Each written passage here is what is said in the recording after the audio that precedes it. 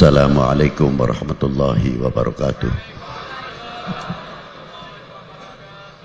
Alhamdulillahi wahdah, wassalatu wassalamu ala as-sayyid al-kamil bil fadail alladhi khasastahu fil azali bisahibi jami'i sifatil kamaliyah al-munfaridi fi khalqihi wa khuluqihi bi ashrafil khususiyah النبي الأمي الحبيب العالي القدر العظيم الجاه المكتوب بين كتفيه خاتم النبوة ولم يخلق الخلاق خلقا مثله لا قبله ولا بعده أفضل منه وأكرم منزلته عند حضرة سلطان المملكة الأحدية وجعلته واسطة العظمى لأهل لا إله إلا الله Sayyidina Muhammad Rasulullah sallallahu alaihi wa ala alihi wa ashabihi fi kulli lamhati wa nafasin adada ma wasi'ahu ilmullahi amma ba'du. Hadratil muhtaram al-mukarramun, para sesepuh, bini sepuh, para alim ulama, khususnya pimpinan BC Nahdlatul Ulama, segenap para pengurusnya. Maaf kalau tidak bisa saya sebutkan satu persatu. Dan yang saya hormati para habaib, para alim ulama. Juga saya minta maaf kalau bila tidak bisa menyebutkan satu persatu, bukan berarti mengurangi hormat saya, cinta saya kepada para beliau. Dan yang saya hormati Bapak Camat, Pak Dan Ramil, Pak Kapolsek serta jajarannya, Bapak-bapak dari instansi pemerintahan, sipil, TNI, Polri yang selalu kita banggakan, panitia penyelenggara dalam rangka Pantura berzikir dan bersolawat. Dan yang saya hormati Bapak Kepala Kelurahan atau Kepala Desa Pemanukan, seperangkatnya, hadirin wal hadirat rahimakumullah. Yang namanya zikir adalah untuk menambah keimanan kita semuanya lebih jauh akan melihat kebesaran keagungan Allah Subhanahu wa taala. Zikir kita yang pertama kepada Allah Subhanahu wa taala. Seperti di dalam makna alhamdulillah, kalau bahasa Jawa disebut alhamdulillah tawi sekai puji kang papat iku lillahi kagungane Gusti Allah. Sifate Allah Rabbil Alamina kang mengengerani wong alam kabeh. Di antara yang empat itu apa? Yang pertama puji qadim alal qadim, kalau Allah Ta'ala memuji kepada zatnya sendiri. Seperti la ilaha illa ana fa'buduni. Yang kedua, pujinya Allah Ta'ala kepada hawadith, khususnya pujinya Allah Ta'ala kepada Nabi besar Sayyidina wa Maulana Muhammad sallallahu alaihi wasallam. Yang ketiga, pujinya hamba Allah, makhluknya kepada yang maha kuasa. Yang keempat, sesama antara hawadith dan hawadith atau makhluk dengan makhluk.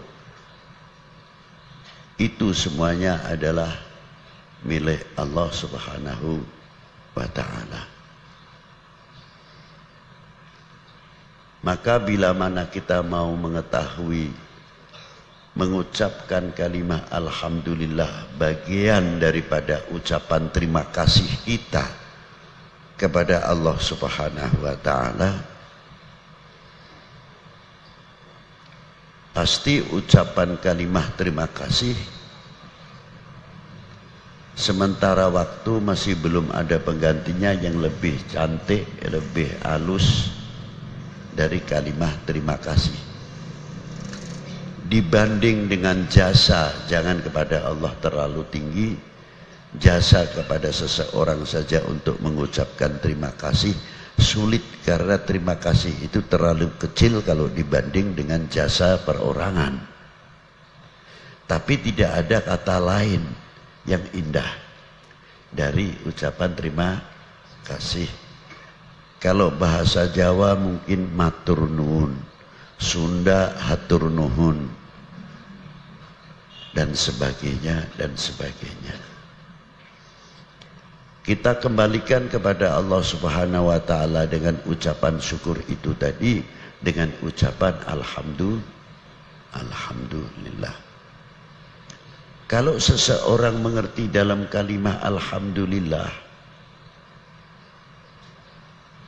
dengan sabdanya Allah Subhanahu wa taala, la ilaha illa ana fa'buduni, tiada zat yang wajib disembah terkecuali aku, fa'buduni, maka sembah sujudlah kepadaku. Kita tafsirkan dalam kalimat alhamdulillah sangat luas sekali. Tiada zat yang wajib aku sembah terkecuali ana, saya yang telah menciptakan kau sekalian, Rabbul Alamin, Tuhanmu sekalian alam. Tidak ada zat yang wajib engkau sembah dengan sesungguhnya terkecuali aku yang telah menghidupkan kalian, yang telah memberi rezeki kepada kalian, yang memberikan fadl kepada kalian, sehingga aku jadikan manusia yang beriman. Jadi kalau kita bedah kalimat alhamdulillah sangat luas sekali. Ini bagian daripada zikir. Dan di dalam zikir itu sendiri telah ditekankan oleh Allah Subhanahu wa taala, ala bidzikrillah tatmainnul qulub. Apa sebabnya disebutkan ala bidzikrillah tatmainnul qulub? Membersihkan hati. Kalau hati bersih itu tenang.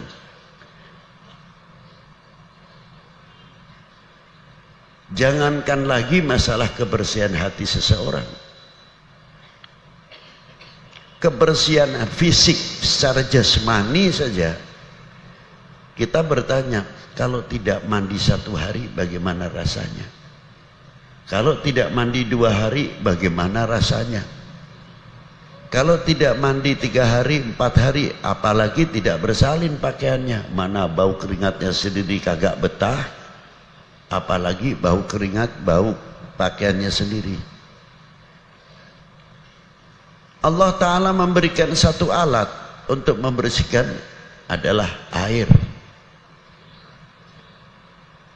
Di dalam air itu sendiri mempunyai kandungan mineral. Tidak sembarang asal air Allah Ta'ala memberikan. Yang ada pada diri air suatu ilmu yang harus kita berzikir di situ. Siapa yang menciptakan air ini?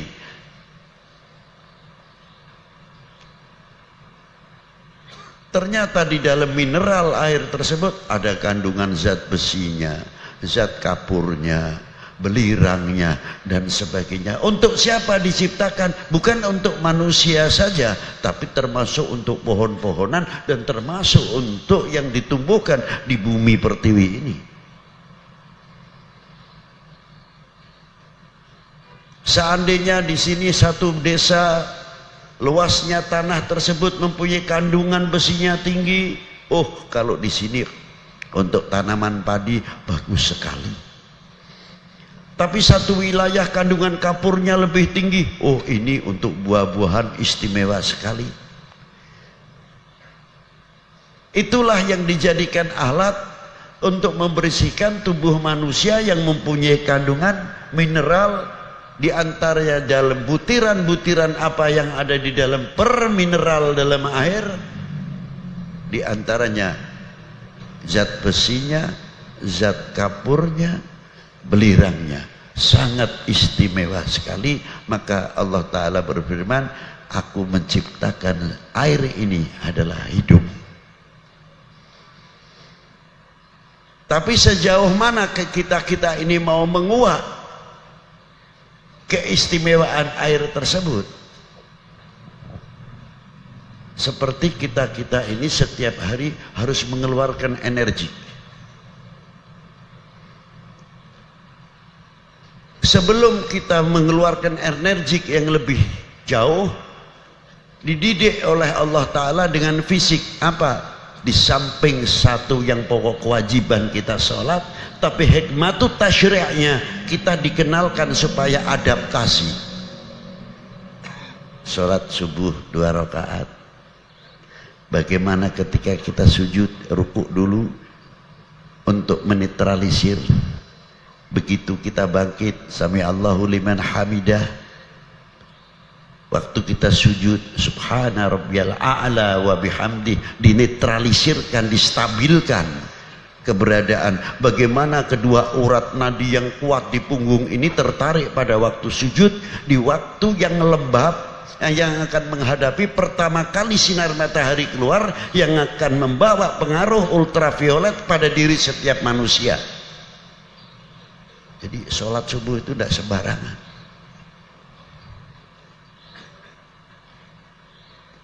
Disitulah kita mulai bagaimana cara menghirup udara, bagaimana diatur secara yoga dalam ucapan, dalam mengucapkan, dalam membaca.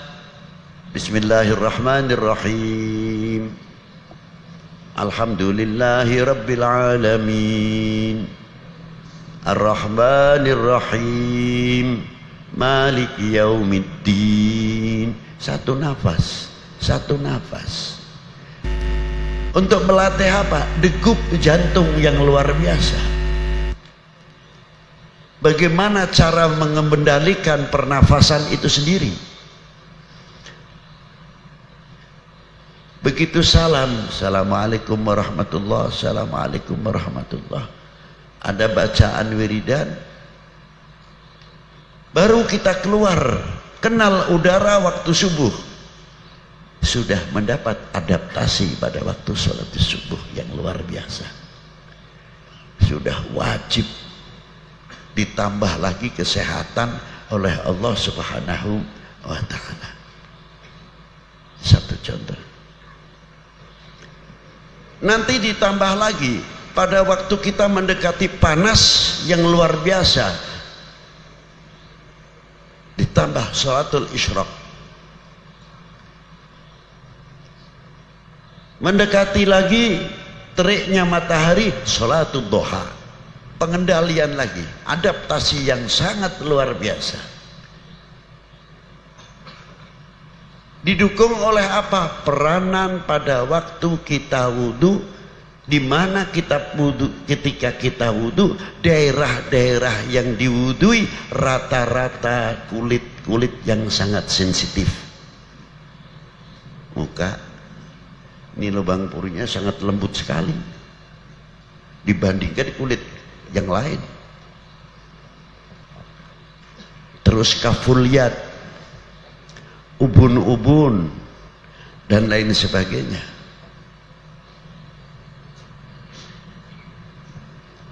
Maka ketika kita wudhu, supaya apa? Pori-pori itu sendiri supaya terkendali dengan baik. Dengan apa tadi semuanya?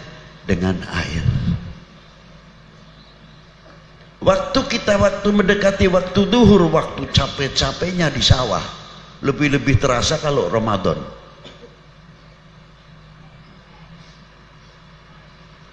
Kita guyur kaki kita dulu sebelum mandi, disunahkan jangan langsung mandi. Kalau Rasulullah kalau mandi kakinya dulu disiram biar netral, tidak langsung kacai tidak, langsung disiram kakinya dulu supaya hangatnya ini merata.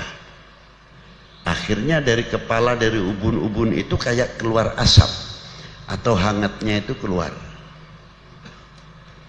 Itu istimewanya. Setelah itu selesai baru mengguyur air dengan pundak yang sebelah kanan, bukan langsung biur biur biur, tidak. Kesehatan sudah sangat luar biasa.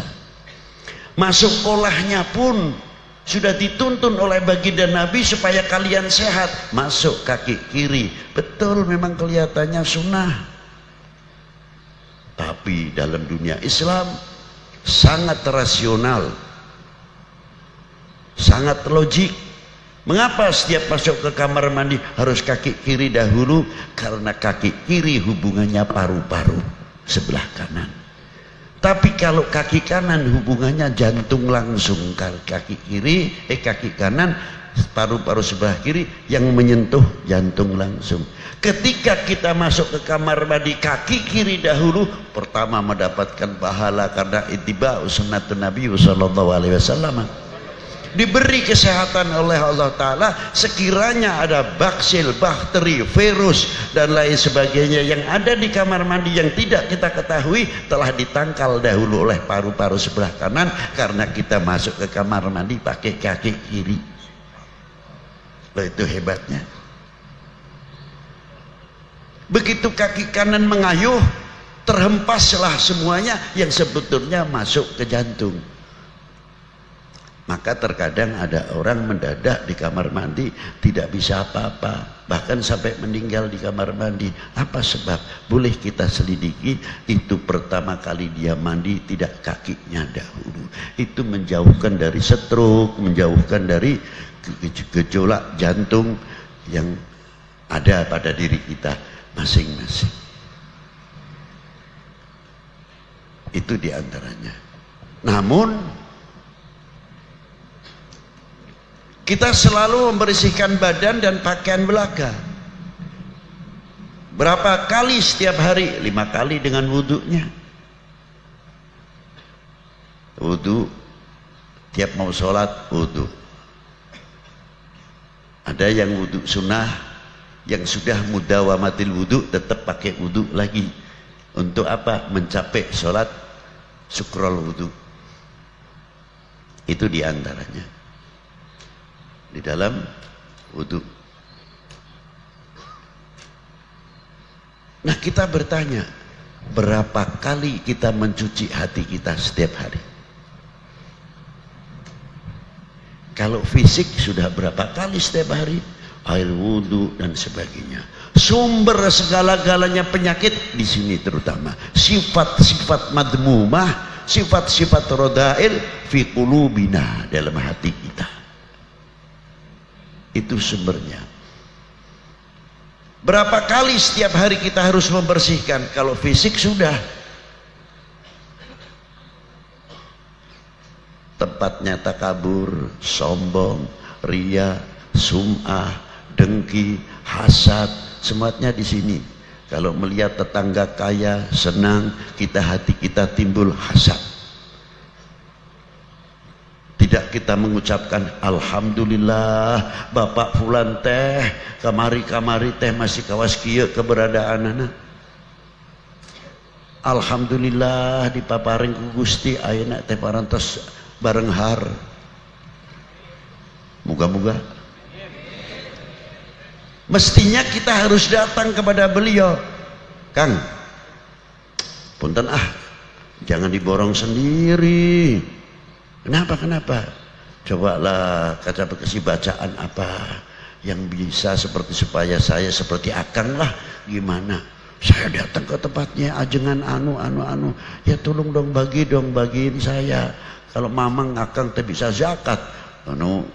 Minta supaya bisa zakat cuma apa Akang saja. Saya pun ingin kok Akang bisa bikin masjid.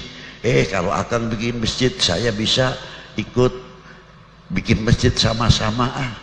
Tidak hitung 10 sak semen. Jangan nyumbang, ikut bangun masjid kok disumbang. Masjid yadul ulya di atas.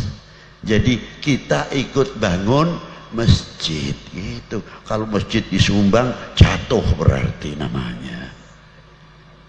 Siapa yang akan ikut bangun masjid. Saya Bib, berapa? 1 sak semen, setengah sak semen, setengah kilo, ada yang 1 kilo. Saya bata, saya ikut bangun. Terhormat, namanya istimewa. Sumbangan masjid, ya Allah, masjid disumbang. Nah, coba di kitab Ihya itu ada keterangannya Imam Ghazali. Itulah. Kalau kita tahu, coba nih disuruh baca saya tiap malam tuh suratul Waqiah 3 kali, tapi hatinya dijaga, jangan ta'alluq kepada ayatnya, ta'alluq kepada yang mempunyai ayat. Hatinya terpaut kepada Allah Ta'ala, jangan terpaut kepada bacaannya. Ya hatur nuhun, baca alhamdulillah, ini bangkit, ini bangkit. Lalu teman-teman yang lain coba ke dunia ekonomi, dunia Islam maju luar biasa kalau bisa begitu. Karena apa? Sama-sama membersihkan hati. Maka firmannya Allah Ta'ala tepat, ala bidzikrillahi tatma'innul qulub. Loh, di situ diantaranya ada kiai, anaknya tanya, pesantren di mana? Di sini, di sini. Wah, hebat. Terus maju. Karena sebab kalian desa ini nanti akan maju. Jangan sampai ada anak santri baru pulang dari pesantren atau dari perguruan tinggi bisa ke masyarakat, malah kitanya menghalang-halangi. Di ujung-ujungnya takut kalah pengaruh. Nih hati nih. Tapi kalau kita yang hidup hatinya karena ala bidzikrillah tatma'innul qulub, bangga mestinya. Dalam dunia Islam sangat luas sekali. Apa diantaranya? Mungkin di sini masih ada atau tidak, kita kurang tahu. Kalau di kampung saya di Jawa Tengah khususnya, kalau ada orang meninggal, para bapak saksikan, ini mayit sayanya, saya masih ada nggak di sini? Alhamdulillah. Berarti tidak masuk akal. Ya bisa masuk akal. Loh kenapa kok bisa tidak masuk akal? Loh bagaimana tidak? Yang saya disuruh menyaksikan si A ini baik, ternyata saya tahu. Kenapa? Suka kesurupan botol katanya. Bukan jin saja. Suka kesurupan botol. Wah, gawat ini. Ya. Ya kemarin masih zaman sedikit-sedikit kesurupan kan begitu. Sampai jin juga datang ke tempat saya. Dedengkotnya jin. Ini sih cerita kelakar saja. Datang kuyainya jin rombongan. Assalamualaikum, waalaikumsalam. Saya kaget. Wah, antum dari mana? Saya gobilah jin bibet. Aduh gawat ini. Jin lagi. Saya tanya keperluannya apa yai? Kan di tempat panjenengan luar biasa, masya Allah. Katanya jinnya ngomong kiai-kiainya itu, Habib saya mau minta tolong, mau minta ijazah ayatul kursi. Lu ayatul kursi kok sampai jauh-jauh amat sih datang ke sini? Enggak. Saya ingin mustajabah ketika membacanya. Minta ijazah dari Habib. Sebentar, apa sih sebabnya? Di kampung kami ini banyak kesurupan, jin-jin kesurupan. Lu kenapa? Kesurupan manusia. Bukan kalau kita kesurupan jin, jinnya nggak mau kalah. Ya di tempat kita pun banyak jin kesurupan manusia. Ya Allah. Ini sih cerita belaka. Maksudnya nyindir kita. Jin yang muslim, yang mukmin banyak. Kita harus juga husnudzon sama jin kok. Allahumma ghfirli wali walidayya wal mu'minin wal mu'minat wal muslimin wal muslimat. Apa jin yang Islam gak masuk termasuk mukminin wal mu'minat, muslimin wal muslimat juga masuk. Nah, itulah. Ma'asyiral muslimin rahimakumullah. Ini hati ini sangat penting sekali, kembali kepada hati kita. Jadi bagaimana hati kita ini? Coba lihat ketika kita melihat ada orang mati yang tidak masuk akal. Apa sih maksudnya? Yang jelas orang baik, kalau orang baik sih kita tidak berbicara. Ini tidak baik, kita tahu persis kelakuannya nggak benar. Masa iya kita suruh mengucapkan baik? Kalimah baik akan mengangkat, menolong kepada mayit tertentu untuk mendapatkan lebih mudah keringanan di kuburnya dan keringanan dosa-dosanya yang mereka lakukan. Kalimah baik. Tapi yang istimewa bukan di sini. Apa?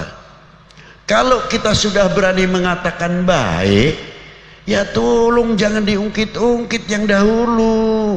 Selesai, finish, tutup buku. Itu maksudnya. Kita sudah mengatakan baik, masih menceritakan almarhum atau almarhumah yang sudah tidak ada. Tuh, jangan meniru itu.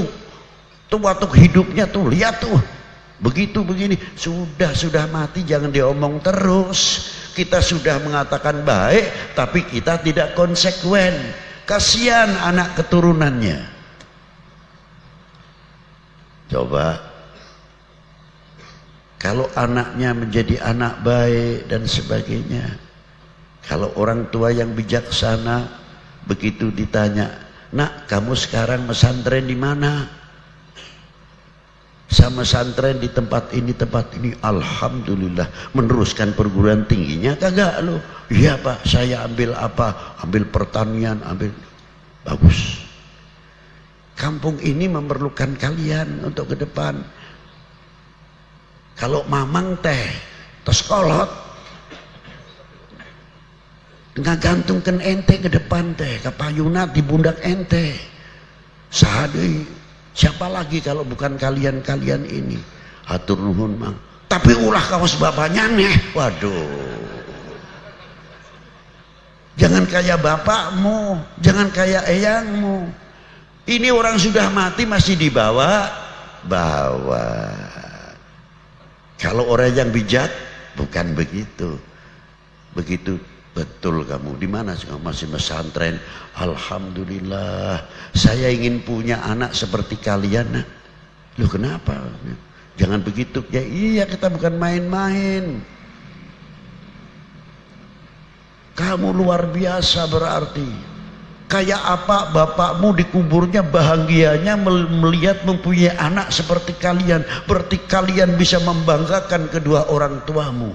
Luar biasa kalian. Bukan dibuka aibnya, malah diangkat. Berarti kamu anak yang baik luar biasa. Begini kan? Bukan terus begini kan dijatuhkan. Itu dakwah, ala sabili dakwah. Jadi ternyata menyatakan baik, tutup semuanya. Supaya kita tidak mengungkit-ungkit yang lain. Nah, ini semua peranannya di mana? Di sini. Di hati. Nah, dengan zikir itu tadi menghasilkan apa? Ala bidzikrillahi tatmainnul qulub. Yang intinya di ahli tarekat nanti ketinggian. Saya tidak mau berbicara tarekat di sini dahulu. Zikirnya saja. Kita bisa mengambil manfaat buahnya zikir atau tidak. Kalau kita sudah merasa bisa mengambil manfaatnya zikir, zikir ini semua umat insya Allah tenang semuanya. Sebab mustahil janjinya Allah tidak tepat. Sebab kalau Allah Ta'ala sudah berjanji, ala bidzikrillahi tatmainnul, tetap itu. Yang kedua, zikrun Nabi. Allah Ta'ala telah memuji kepada Rasulullah Sallallahu Alaihi Wasallam. Di antaranya apa? Allah Taala tidak pernah memanggil dengan kekasihnya Sayyidina Muhammad Sallallahu Alaihi Wasallam dengan panggilan ya Muhammad atau ya Ahmad. Kalau kepada lainnya, nabi-nabi yang lain, oh kita dipanggil ya Musa wa ya Ibrahim wa Isa wa Yaqub wal asbat dan lain sebagainya. tapi kepada Nabi Yuna Maulana Muhammad sallallahu alaihi wasallam selalu memanggil dengan nama kebesaran-kebesaran Nabi kita. Yasin, ya ayyuhan nabi, ya ayyuhar rasul, ya mudaththir, ya muzammil, dan lain sebagainya. Kebesaran Rasulullah sallallahu alaihi wasallam. Ternyata panggilan itu meningkatkan wibawa perorangan atau golongan atau bangsa ini. Bisa. Karena apa? Karena mencangkut masalah urusan akhlak wal adab. Misal, saya tahu Pak Lurah kami, Pak Lurah kita ini umurnya jauh lebih muda dari saya. Saya satu kampung, tapi sudah dipilih oleh warga desa adalah menjadi bapaknya warga desa, walaupun umurnya masih muda. Yang satu ustadz, walaupun masih muda sudah diangkat guru, namanya guru. Yang wajib kita hormati tidak melihat kemudaannya, tapi kita melihat ilmunya. Dipanggil nak ustadz kalau saya lebih tua, di ustadz lebih tua sedikit, mas ustadz kalau lebih tua, mas lurah, kang lurah, Pak Kepala Desa atau Pak Lurah, Pak Ku, dan lain sebagainya. Ini akan meningkatkan sampai ke RT pun. Kalau kita bisa menghargai Pak RT, Pak RW, kita akan dilihat sama orang apa diantaranya. Ya Allah, warga desa ini ternyata sama RT-nya saja tidak berani manggil namanya saja, dipanggil Pak. Dipikir oleh orang oknum-oknum manusia yang akan merusak RT-RT-nya lebih-lebih ke desanya. Masih muda lurahnya aja dipanggil Pak Lurah. Sangat hormat kita kepada para beliau. Desanya akan aman karena siapa? Kewibawaan kepala desanya, karena dari kita semuanya. Bagaimana kepada pimpinan-pimpinan kita, ulama-ulama kita, sesepuh-sesepuh kita. Begitu pula dari pimpinan-pimpinan negara. Pak Bupati, Pak Wali Kota, kita panggil walaupun umurnya muda. Sampai orang nomor 1, Bapak Jokowi dulu, Bapak SBY, Bapak Gus Dur, dan lain sebagainya. Walaupun yang sudah tiada, Bapak Harto, bukan Soeharto saja, Pak Harto, Pak Karno. Beliau telah banyak mengambil jasa, andil mengisi kemerdekaan ini. Dari sebelum 1945 sampai selanjutnya pada waktu zaman Pak Karno. Banyak mengisi kemerdekaan. Telah andil banyak, Pak Harto sama. Dan presiden yang lain pun sama, sedikit banyaknya telah mampu mengisi kemerdekaan. Kalian sama kita telah mengisi apa? Tanya kepada diri sendiri. Coba pernah mengisi apa? Ribut saja. Negara lain sudah maju luar biasa, kita masih ribut. Pelkada nanti sendiri ribut, nanti masalah lainnya ribut. Terkadang maaf saja, oknum kiai dengan kiai tidak akur gara-gara beda toblosan, beda baju. Doanya si ukhuwah Islamiyah, ukhuwah watoniyah. Belum yang lainnya. A sama B tidak akur. Terkadang sampai sholat satu masjid, kalau kelihatan imamnya si A mundur, sholat sendiri. Karena apa? Apakah begitu dunia Islam mengajarkan? Tidak. Al-Islam rahmatan lil alamin, selalu menjadi kepanjangan tangan untuk membangkitkan, membangun keintelektualan dan ilmuwan setiap apa yang ada dalam dunia Islam itu sendiri. Coba. Itu satu contoh. Maaf saja kalau tersinggung. Nah, ini satu contoh. Coba ini menyangkut masalah hati yang kaitannya dengan ala bidzikrillahi tatmainnul qulub, kewibawaan. Bagaimana kepada baginda Nabi sallallahu alaihi wasallam? Kalau semuanya umat ini memanggil baginda Nabi Sayyidina Maulana Muhammad SAW, paling tidak baginda Nabi besar Sayyidina Muhammad SAW, akan diperhitungkan. Umatnya saja nggak sembarangan mengucapkan nabinya Muhammad, kata Muhammad berkata, Ahmad berkata. Bagaimana orang lain untuk menghormati nabi kita, untuk menghormati umat Islam, sedangkan kita sendiri terkadang menyepelekan Muhammad, Ahmad. Jangan salahkan mereka, karena yang membuka pintu siapa? Kita sendiri. Jangan dibesar-besarkan. Nabi Muhammad kan manusia biasa. Manusia biasa bisa jadi nabi? Aneh lagi. Manusia biasa kok bisa jadi nabi? Bisa jadi rasul? Kita kalau makan, maaf saja, menurunkan piring yang bersih enggak kira-kiranya? Apa piring kotor? Betul. Nasi harus ditempatkan yang bersih. Nah, kira-kiranya wahyu kalah dengan nasi? Mau menempatkan wahyu yang sifatnya sama seperti kita, mustahil. Pasti piringnya yang lebih bersih. Tidak bisa disamakan. Nah, kalau kita manusia biasa, baginda Nabi kan sama dengan kita, sama aja kagak kok, berlebihan. Gimana? Loh itu, kalau Rasulullah basyarun mithlukum, sama seperti kita ini, lalu kita ini nilainya apa? Inilah. Maka dari itu perlunya dengan adanya peringatan Maulidin Nabi sallallahu alaihi wasallam. Kita singgung sedikit sebelum ke sana.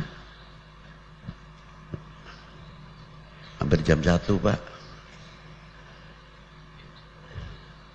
Terus nggak ngantuk, nggak capek, kitanya yang capek.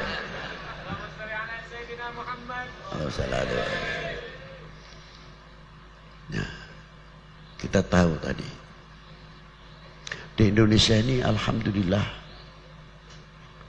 dari maulud besar sampai maulud kecil komplit ada.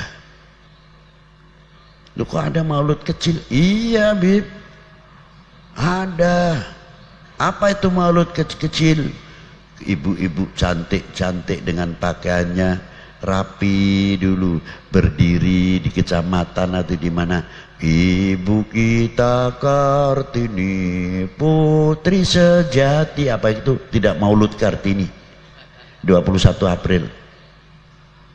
Kelahiran dilarang dulu, jangan maulud Nabi yang diributkan.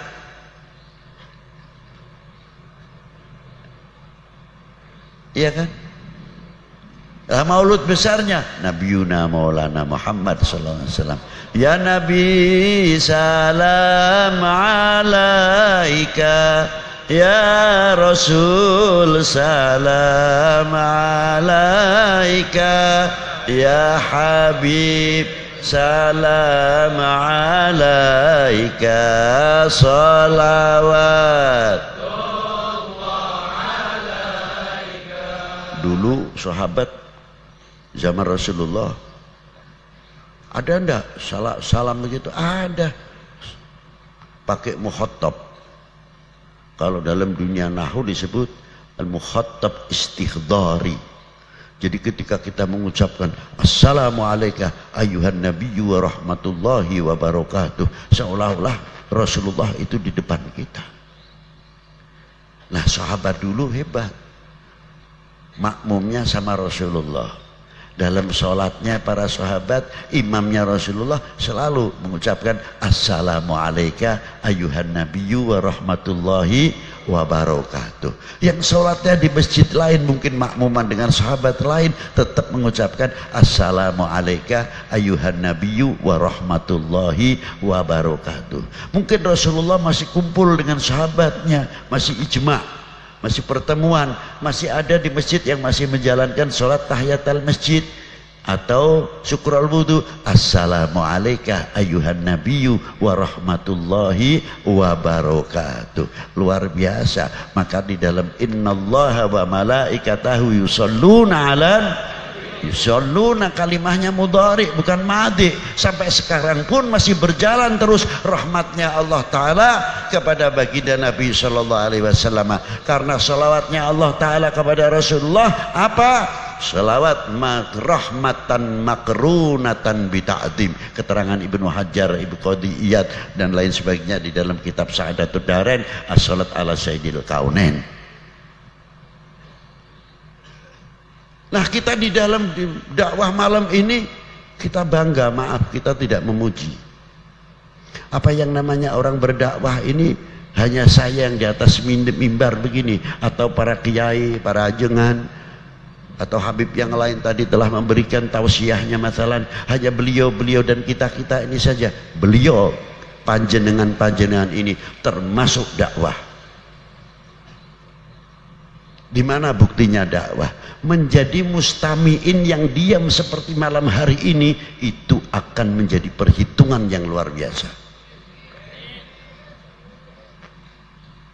Sayang di sini ya, kalau tidak ada rupanya, tidak ngundang rupanya apa diundang.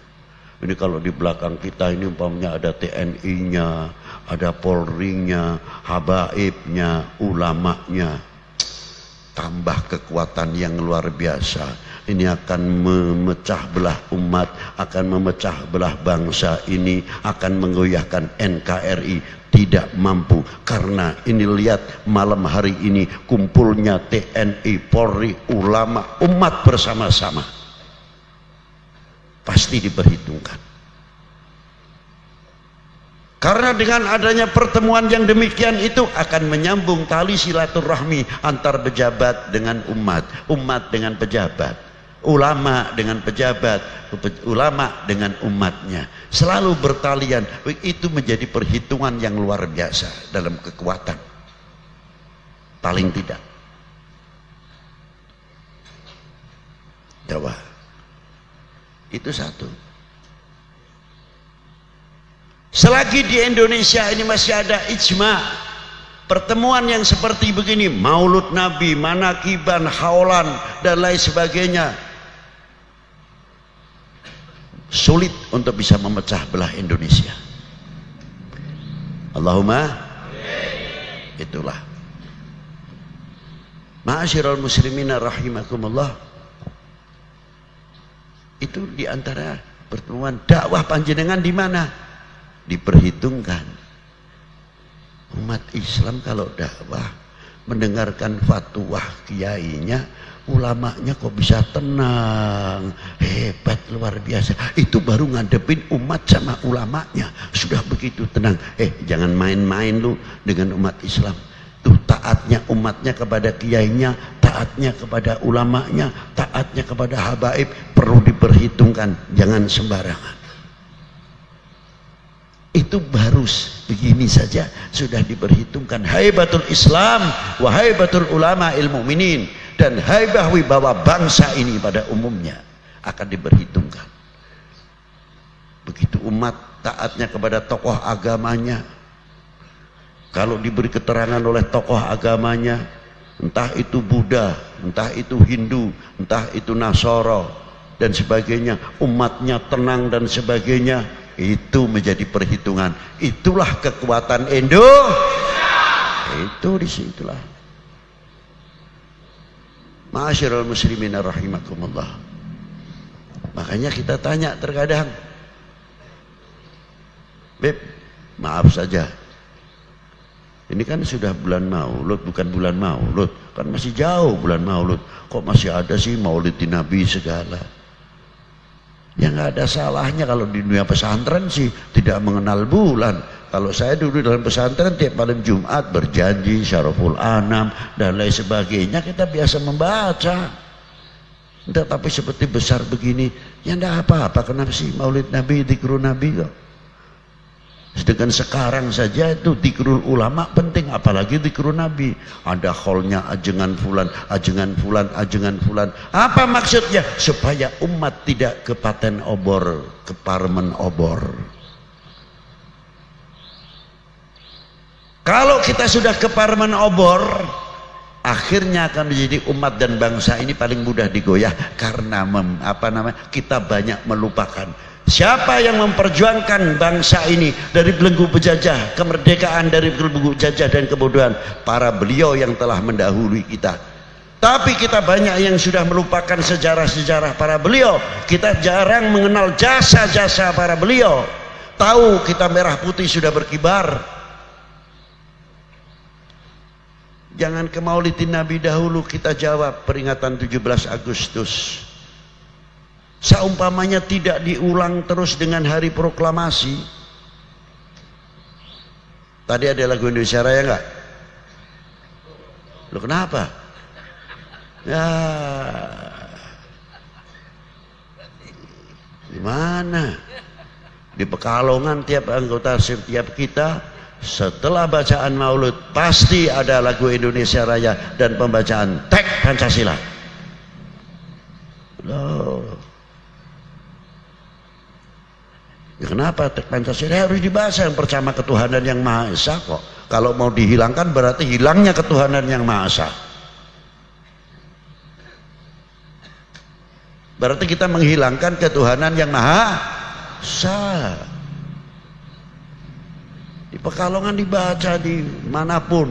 Indonesia tanah airku, tanah tumpah darahku. Ayo bareng.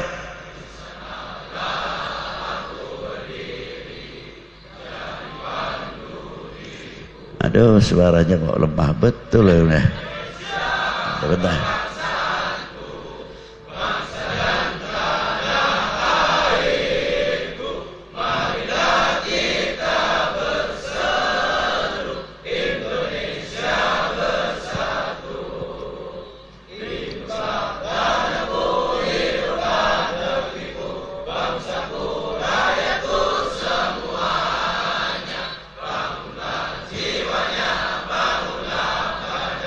Untuk Indonesia Raya, Indonesia Raya merdeka. Nah gitu kan.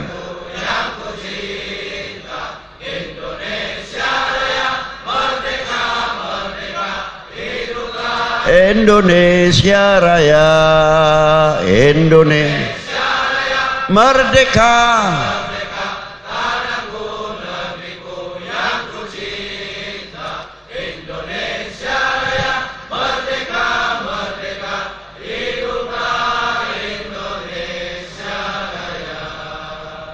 Coba kita ulang-ulang itu lagu itu setiap 1 tahun sekali, hari detik-detik proklamasi di Jakarta.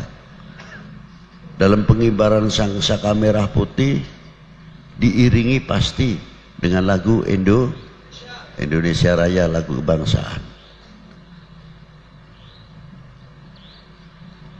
Mengapa demikian? Karena lagu Indonesia Raya sedikit Pak ya, bukan sekadar lagu kebangsaan, tapi ada ikrar pernyataan. Setiap individu bangsa menyatakan bahwa Indonesia tanah airku. Bukan basa-basi. Mau keturunan Arab kayak, mau keturunan Cina kayak, mau siapa kayak, hidup di Indonesia, dilahirkan di Indonesia, harus berani menyatakan Indonesia tanah tuh.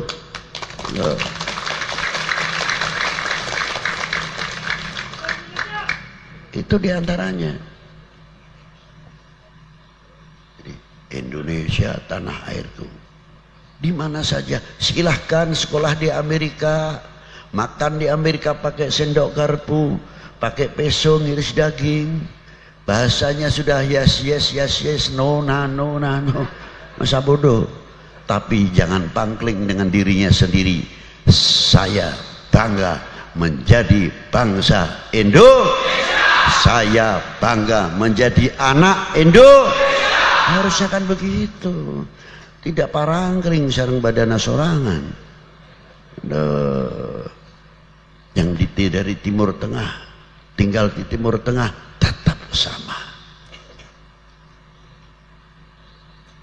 Yang ilmu kita petik dari Timur Tengah justru untuk memperkuat hubbul watonnya, untuk memperkuat jati dirinya, untuk memperkuat harga dirinya. Loh, luar biasa. Itulah. Maka kita tidak cukup dari itu. Bapak-bapak kita ini pernah bertanya atau tidak kenal sejarah atau tidak? Mungkinkah merah putih itu berkibar dengan sendirinya? Tidak. Kemerdekaan Republik negara kita ini bukan hadiah, tapi berjuang, meneteskan keringat dan meneteskan darah. Tidak cukup dari itu. Berapa ratus, berapa ribu tokoh-tokoh kita yang menjadi syuhada demi cintanya kepada Republik ini, cintanya kepada bangsa ini, merebut dari penjajah, mengganti bendera kita yang berkibar kembali. Merah, putih. Betul, itu tidak ada tulisannya. Kan merah hurmah merah putih apa enggak mitos? Enggak, bagaimana niatnya? Jangankan lagi itu, minum obat saja kalau nggak kebetulan syirik kok. Coba orang minum obat, obatnya taruh meja, bisa nggak si obatnya itu lari ke mulut kita sendiri? Bisa nggak? Nggak bisa. Ngangkat dirinya sendiri masuk ke mulut kita aja ngampu, mau menyembuhkan orang dari mana? Ini ilmu tauhid itu. Betul kan? Nggak bisa. Tapi kita disuruh ikhtiar. Tetap kita minum obat yang menyembuhkan Allah Ta'ala, bukan obatnya. Kalau yang menyembuhkan obat syirik. Jangan ke kuburan jauh-jauh, lagi-lagi kuburan jadi bahas. Terlalu jauh. Harian saja kita saja kalau nggak kebetulan pasti ketemu kesyirikan. Kalau nggak kuat-kuat hati-hati iman kita. Kalau nggak makan mati. Loh, Tuhan kita nasi apa gimana?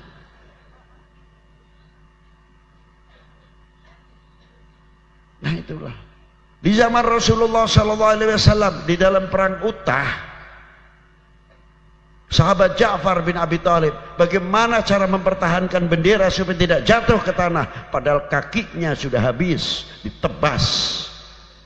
Tangannya ditebas, cuma dengan sebab lehernya saja yang menghempit daripada tiang bendera supaya bendera itu tidak jatuh ke tanah. Apakah itu mitos? Yang kedua, Rasulullah mencium Hajar Aswad. Kita jamaah haji kalau berangkat umroh ataupun haji mencium Hajar Aswad. Apakah kita mitos? Apakah Rasulullah memitoskan daripada Hajar Aswad? Tidak. Justru Hajar Aswad mendapatkan muliaan dari baginda Nabi sallallahu alaihi wasallam. Zamzam mendapatkan kemuliaan karena pernah untuk mencuci Rasulullah mau Isra. Rasulullah mulia karena Zamzam atau Zamzam mulia sebab Rasulullah sallallahu alaihi wasallam? Zamzam mulia sebab Rasulullah. Hajar Aswad mulia sebab Rasulullah sallallahu alaihi wasallam. Loh, itu kan Rasulullah andai kata tidak usah dicuci jangan diantam, Rasulullah athar, suci-sucinya hamba Allah, suci-sucinya makhluknya Allah Ta'ala. Itu kan sebab. Nah kita tahu dalam merah putih itu, kita ngerti kalau itu secarik kain, tapi mempunyai nilai yang berbeda. Walaupun tidak ada satu huruf di dalam merah putih itu, tapi ada kandungan harga diri bangsa, kehormatan bangsa, jati diri bangsa. Kita hormat kepada merah putih karena kita mengetahui kehormatan ya itu kan yang kita hormati. Oh, mitos kentos apa lagi? Itu.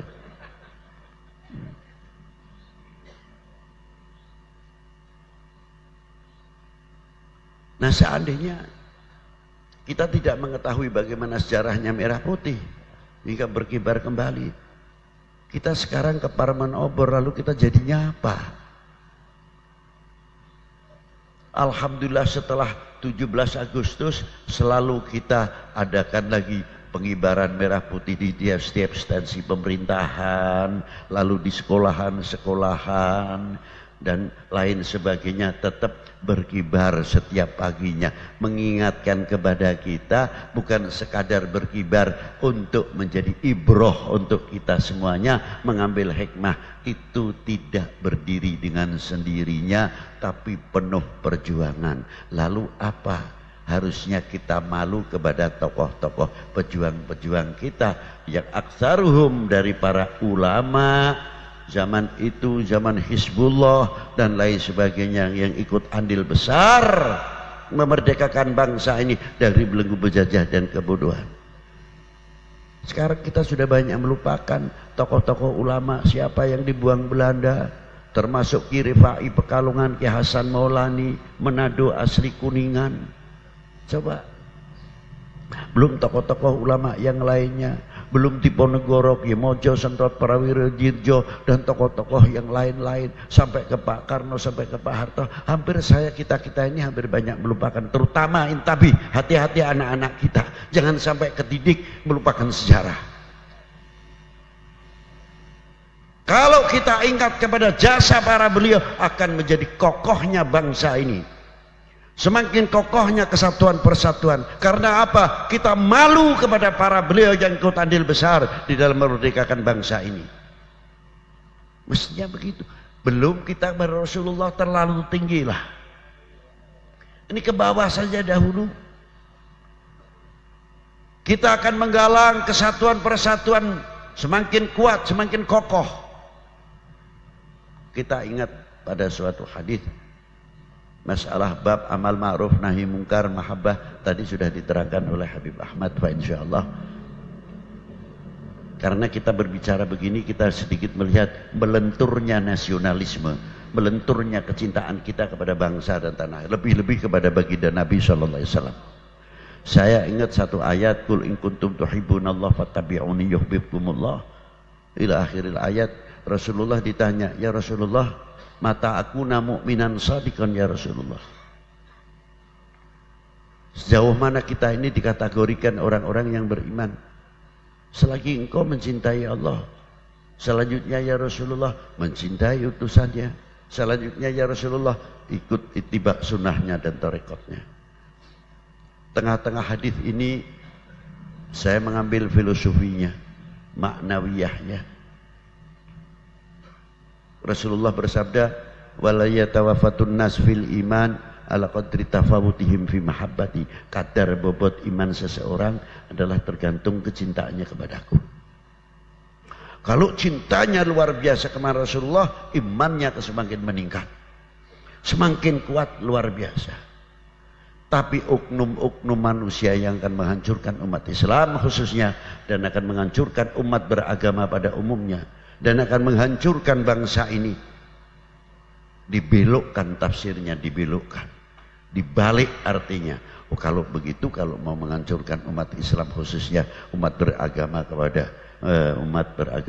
umumnya, lemahkan kecintaan umatnya kepada nabinya. Semakin melemah, semakin lemah, semakin lemah, umat Islam khususnya mudah dihancurkan. Umat beragama mudah dihancurkan. Karena apa? Umatnya sudah jauh dari para tokoh-tokohnya. Dan selanjutnya, bagaimana cara menghancurkan bangsa ini? Jauhkan masyarakat ini, bikin hoak supaya tidak percaya dengan pemerintahnya, tidak percaya dengan TNI-nya, tidak percaya dengan Polri-nya, selalu prasangka buruk kepada para beliau. Dan jauhkan umat ini kepercayaannya kepada ulama, cari segala bentuk kelemahan oknum-oknumnya. Kembangkan supaya semakin melorot kepercayaan kita kepada pemerintah, kepercayaan kita kepada TNI-nya, Polri-nya, sampai kepada ulama. Bila mana ini terjadi, paling mudah bangsa ini dipecah belah. Akhirnya Indonesia diharapkan bisa dipecah menjadi sekian bagian. Wahai bangsaku yang kubanggakan, relakah negerimu terpecah belah? Jawab yang tegas. Buktikan kalau tidak. Nah itulah. Mari kita rapatkan jajaran kita ini. Jangan memberikan kesempatan seujung rambut pun kepada oknum-oknum manusia yang akan memecah belah umat Islam, khususnya umat beragama pada umumnya, dan akan memecah belah NKRI, akan menggoyahkan NKRI. Jangan berikan kesempatan seujung rambut pun apapun kita hadapi yang akan menggoyahkan NKRI. Wassalamualaikum warahmatullahi wabarakatuh.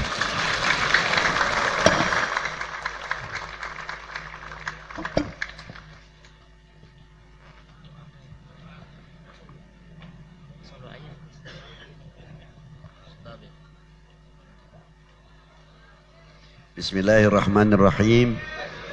Allahumma salli ala sayyidina Muhammad wa ala ali sayyidina Muhammad. Amin. Allahumma aslil imam wal ummah wal ra'i wal ra'iyah wa alif baina qulubihim wa adfa' syarra ba'dhum an ba'd.